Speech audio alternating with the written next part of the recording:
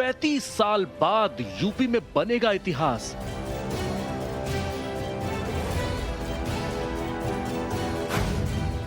UP में फिर बनेगी बीजेपी सरकार।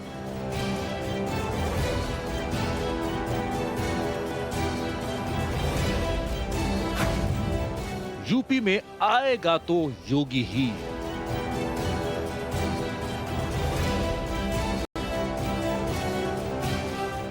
टाइम्स नाउ नवभारत वीटो के एग्जिट पोल से निकले इस रुझान ने बता दिया है कि यूपी में कोई और नहीं बल्कि योगी आदित्यनाथ बा, क्योंकि एग्जिट पोल में यूपी की 403 सीटों में बीजेपी गठबंधन को 225, एसपी गठजोड़ को 151, बीएसपी को 14, कांग्रेस को 9 और 4 सीटें अन्य के खाते में जाती दिख रही है। एग्जिट पोल में बीजेपी को पूर्ण बहुमत मिलता दिख रहा है, लेकिन यूपी में मिलती दिख रही इस जीत की वजह सीएम योगी के काम और पहचान को माना जा रहा है। योगी ने मुफ्त राशन, बेहतर कानून व्यवस्था, अपनी साफ और हिंदुत्ववादी वाली छवि से जनता का दिल जीत लिया। एग्जिट पोल में बीजेपी को मिलता बहुमत योगी की इसी छवि और काम की सफलता पर मुहर लगाता है। हालांकि बीजेपी को एग्जिट पोल से भी ज्यादा अच्छे नतीजों की उम्मीद है, तो एसपी को अपनी प्रचंड जीत का भरोसा है। नए भारत के नए उत्तर प्रदेश में लोकतंत्र का यह महापर्व का हम हृदय से स्वागत करते हैं।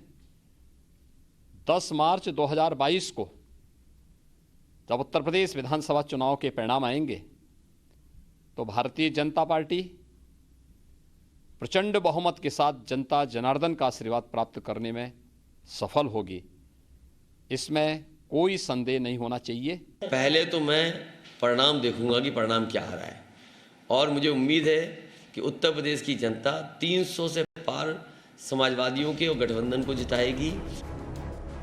दावे अपनी अपनी जगह है, लेकिन अभी तक तमाम ओपिनियन पोल में बीजेपी ही यूपी में सरकार बना रही।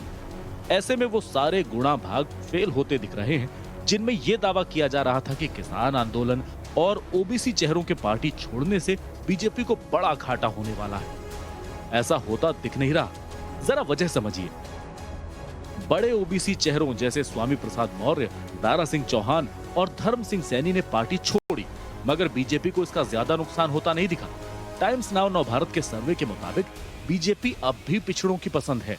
ओबीसी के बड़े वर्ग को सरकारी योजनाओं का फायदा मिला और यही वजह है कि करीब 35% से ज्यादा पिछड़ों ने बीजेपी को पहली पसंद माना।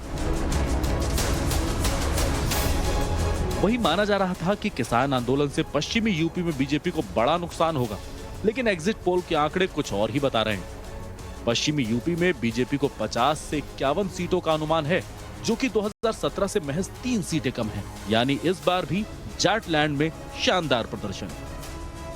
बेरोजगारी के मुद्दे को भी बीजेपी के खिलाफ विपक्ष ने हथियार बनाया, लेकिन टाइम्स नाउ नवभारत के सर्वे में युवाओं ने इस मुद्दे को नकारा और बीजेपी को पहली पसंद माना। हालांकि जाटलैंड में अखिलेश के सहयोगी जयंत चौधरी की पार्टी आरएलडी ने एग्जिट पोल को खारिज किया।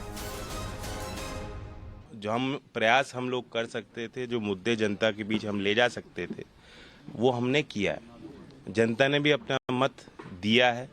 वही चीज़ें बक्से में कैद हैं। इसे कोई जान नहीं सकता क्या परिणाम होगा जब तक वो बक्से खोलेंगे नहीं। सच्चाई तो यही है। बाकी एग्जिट पोल की एक प्रक्रिया होती है। मैंने कभी किसी बूथ पे वोट डालते वक्त किसी एग्जिट पोल वाले को आज तक तो देखा नहीं। अब कहाँ से डेटा लेते हैं, इनकी भी एक प्रक्रिया होगी, लेकिन मैं मानता हूँ कि ये एक राय है। इस राय से मैं सहमत नहीं हूँ। जो उत्साह हमने देखा, जो परिवर्तन लाने के लिए एक निश्चय लोगों के मन में था, और जो विश्वास हमारे और इस गठबंधन के प्रति आम लोगों में दिखाई दिया, मुझे लगता है कि सर्वे से अलग ही नतीजे खुलेंगे। वहीं प्रियंका ने भी एग्जिट पोल को असल नतीजों से कोसों दूर बताया। We'll wait and see the results. See, we made our full effort. We fought as hard as we could.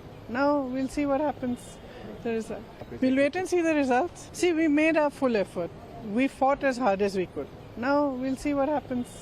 The result. किसका दावा सही है, एग्जिट पोल असल नतीजों के कितने करीब है, इसका जवाब 10 मार्च को मिल जाएगा। Bureau report, times now Navbharat.